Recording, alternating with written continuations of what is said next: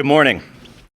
Recently, the Budget Office released the 2019 Comprehensive Annual Financial Report, or the CAFR, which describes in detail the financial position of the Commonwealth.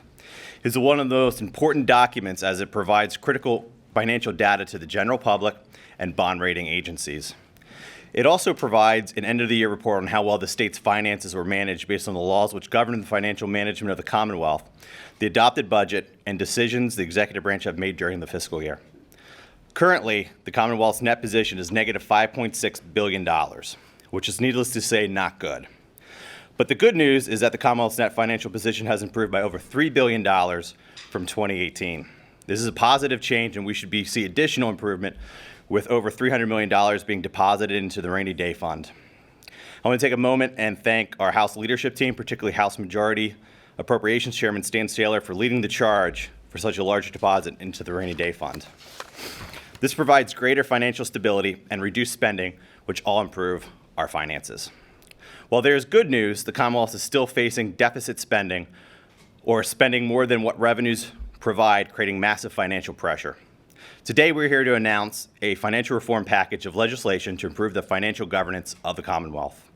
I'd like to first introduce Dr. Eileen Norcross, the Vice President of Policy Research and a Senior Research Fellow at the Mercator Center at George Mason University. Her research focuses on questions of public finance and how economic institutions support or hamper economic resiliency in civil society. Dr. Norcross. Good morning. Thank you for inviting me today. In both strong economic times and during downturns, it is vital that states operate under fiscal and budget rules that promote transparency, discipline, and fiscal sustainability. One lesson from the last recession is that when states rely on gimmicks or accounting illusions to give the appearance of budgetary balance, eventually such one-shot tactics can blow a hole in state budgets and even lead to structural deficits, unfunded liabilities, and rising debts. Pennsylvania has made a lot of progress in the last few years by addressing some of its fiscal challenges head-on, including the passage of significant pension reform and renewed commitment to rebuilding the state's rainy day fund. These policies were preceded by a careful analysis of the state's short-run position and long-term obligations, which shows that Pennsylvania lawmakers are committed to strengthening the state's fiscal health. Another area for improvement is for the state to bolster the rules around budgeting with a view towards greater transparency and accountability for spending. Budgeting requires understanding policy priorities, spending trade-offs, and long-term risks, and how to manage economic and demographic pressures that affect the state's budget. That's only possible when lawmakers have a full and accurate picture of the state's budget and finances and are given the opportunity to deliberate and discuss how the state's revenues are spent. In 2006, Pennsylvania's operating budget was $56 billion. Today, that number is $84 billion. This jump in spending is driven by the growth of other funds, in which general funds are shifted into less visible special funds and earmarks. According to the state's independent fiscal office, in fiscal 2018, the state's 43 special funds totaled $9.5 billion. The proliferation of special funds are not unique to Pennsylvania, but their growth may be a sign of weak spending discipline. The effect is to diminish budget transparency and to give both policymakers and the public a false sense of the true amount of spending, public policy priorities, and the taxes necessary to support those programs. In previous research, I have labeled the habitual shifting of funds as a form of fiscal evasion, which I define as an accounting tactic, budgeting rule, or intergovernmental arrangement that conceals the full cost of public spending. The practice of off-budget accounting or the creation of special funds can be problematic, effectively creating a shadow budget that isn't subject to the same legislative oversight, debate, or rules that apply to the general fund. The outcome is a two-track general fund budget in which the general fund appears to be flat or declining, while the overall budget grows. In addition to reducing overall budget transparency and bypassing the process, special funds may lead to the hoarding of general revenues. Experts have identified the proliferation of special funds as an obstacle to fiscal discipline and spending accountability in several states, including Illinois, California, and Ohio. Maryland Governor Larry Hogan has called the practice a reckless approach for determining funding priorities.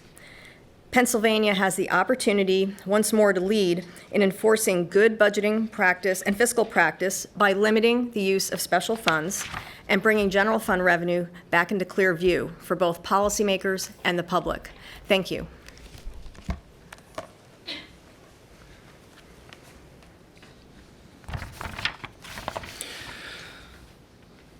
Thank you, Eileen, for your critical research into improving public finance.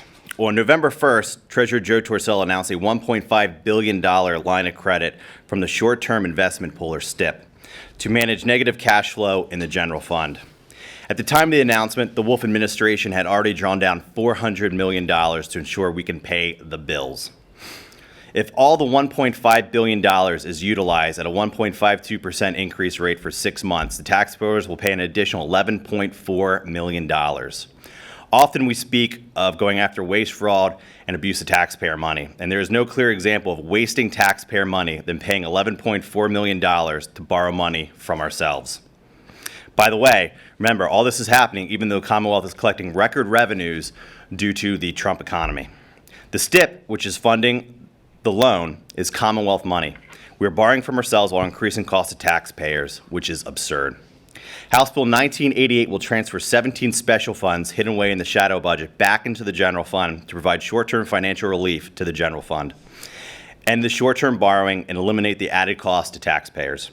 The legislation specifically protects expenditures of what the special funds currently fund, but will allow the treasurer to add the available cash into the general fund to mitigate the need to borrow. A bonus is the residents of the Commonwealth will have a better knowledge of how much money is actually being spent instead of hidden from them in secret accounts. This is a simple and common sense solution to dire financial issue.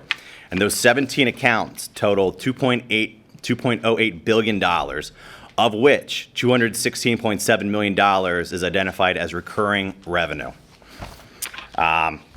With that, I'd like to invite Representative Dawn Keefer to discuss House Bill 1991. Good morning, and thank you all for coming here today. I started my first year in the General Assembly with a $1.5 billion deficit. So we had a budget gap of $1.5 billion. But we were sitting on $12 billion in end fund balances in our special funds, which prompted me to dig in. Fiscal evasion, that's a perfect terminology. That's what these special funds are. We have almost 200 special funds, some more active than others, and there's little accountability or oversight by the General Assembly. And this has been a growing trend, probably 2 or 3 bills every session.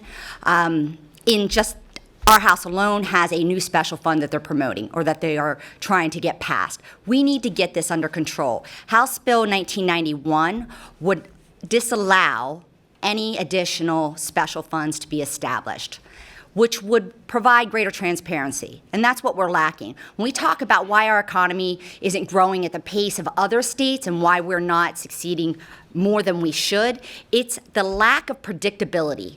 Pennsylvania's lack of predictability, whether it be regulations, whether it be taxes, whether it be fees, is discouraging businesses to locate here. And when businesses don't locate here, we lose our young workforce, and it contributes to brain drain. We need to get that back under control. And if we don't get our budget under control, we will never have any kind of predictability. And the way we have our budget layered with all of these different shenanigans of how to shift money around from one fund to another or from the general fund to offline spending is a false sense of our financial picture. And we have completely evaded any kind of accountability that our taxpayers deserve. We need to get our fiscal house in order. We have many bills that are just trying to pick away at this one step at a time, but this would stop the practice of shifting these funds offline and creating this false narrative that we are financially more secure than we are. So thank you all for coming here today, and I thank my colleague Seth Grove for really leading the charge on this. Thank you, Representative Keefer, for your continued financial leadership. Next, I'd like to welcome Andrew Lewis to discuss House Bill 1990. All right. Good morning, everybody.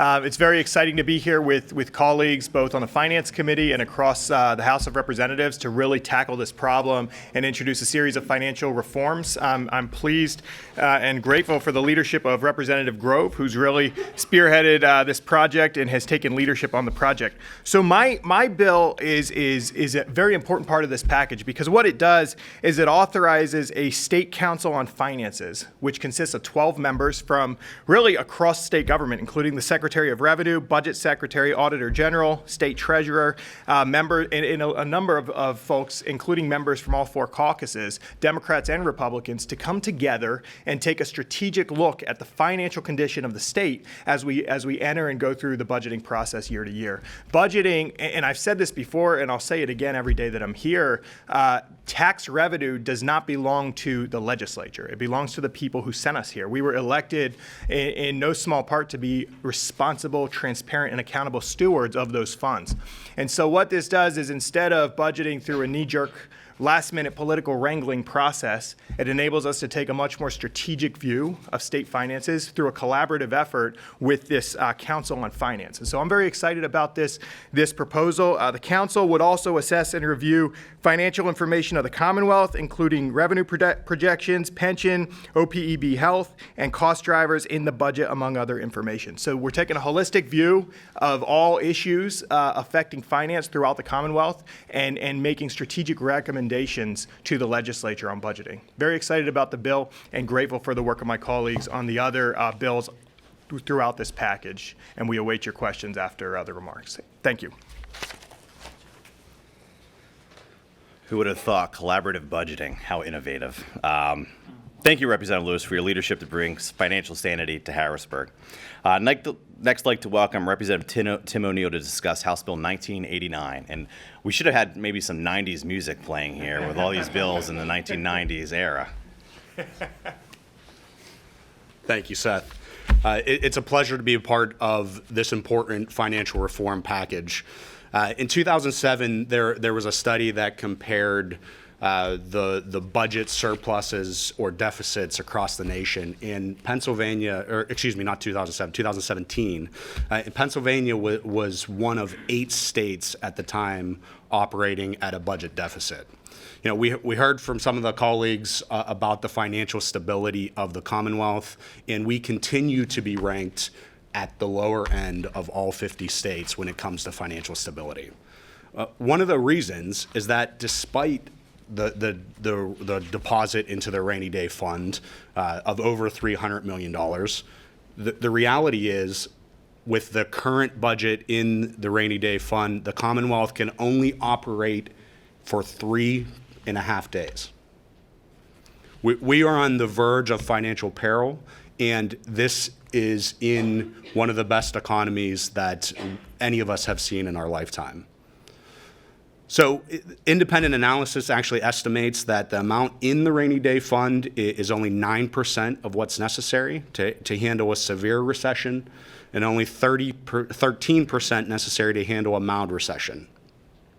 And in order to strengthen the Commonwealth's rainy day fund and our financial stability, my bill, House Bill 1989, is a constitutional amendment that would require the state treasurer to transfer all surplus funds directly into the rainy day fund. This requirement would continue until the rainy day fund is equal to 20% of all revenues collected throughout the fiscal year of the Commonwealth. And by requiring the surplus funds to be transferred into the rainy day fund, the state can quickly bolster its financial stability, its financial reserves to handle a future economic downturn. So money in the rainy day fund, Representative Grove talked about earlier about how we consistently take loans off of our special funds and pay the interest. The money in the rainy day fund, it would be intended to do a similar thing in the event that it's needed. The state treasurer would have the authority to take a loan as long as it's paid back at the same fiscal year. In any other use of the rainy day fund would require a 2/3 vote of the General Assembly. So I think it's important that in these years of excess revenue, last year I believe the surplus revenue was over $1 billion. I think the projections for this year are similar. It's important that we stop the practice of immediately appropriating that money into the next fiscal cycle, and we begin to save for our future. Thank you. Thank you, Representative O'Neill, for your steadfast leadership to improve the Commonwealth finances. I'd like to thank our House Majority Whip, Carrie Benninghoff, for coming. Who else? Representative Torrin Ecker, Representative Clint Allett, Representative Valerie Gatos, and Representative Barb Blime, and Representative Chris Dush for joining us as well. In closing, I'd like to thank my colleagues here today for their support, leadership, and willingness to provide the financial leadership Pennsylvanians expect from their public servants. This financial reform package of legislation will reduce the state borrowing, improve our credit rating, and strengthen the Commonwealth's rainy day fund. These 4 common sense reforms are smart and innovative solutions House Republicans have been championing. At this time, I'll enter any questions. I was just wondering, how do you define, Representative O'Neill's surplus? Is this after the legislature gets done spending all the new, with the new spending that every budget seems to bring, or is it, like, when does the surplus, when is that defined? Normal process, so it's at the end of the fiscal year. So if there's a surplus at the end of this coming fiscal year, that amount of money will be transferred into the rainy day fund. So if there's no surplus at the end of the fiscal year, or there's a negative, there won't be a transfer. So it's at the end of the fiscal year that shows a surplus, that money's gonna be automatically transferred over. Correct. Yep. Good question. Any other questions? No? Any members? Carrie? No? All right. Thank you all for coming. And again, documents will be, I think, press packets are available, as well as documents on our websites. Thank you all so much.